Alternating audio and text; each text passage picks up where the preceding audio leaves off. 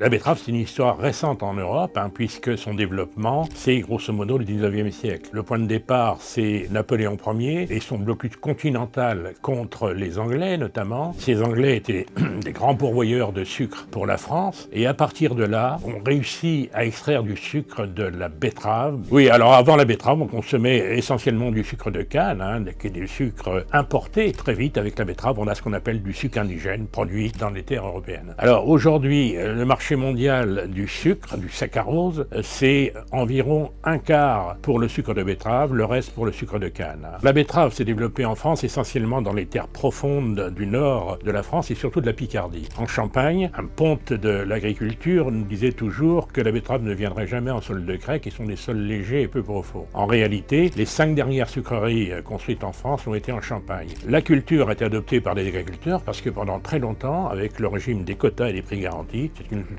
extrêmement rentable que les agriculteurs privilégiaient comme tête d'assolement. Oui, alors aujourd'hui, nous sommes face à des marchés mondiaux difficiles, fluctuants. Les agriculteurs ont parfois tendance à substituer leur production les unes aux autres, mais il faut se soucier du sort des sucreries, qui dépendent bien sûr de la production betteravière, et si jamais elles manquaient de matière, elles se fermeraient, comme on en a fermé d'ailleurs dans le passé.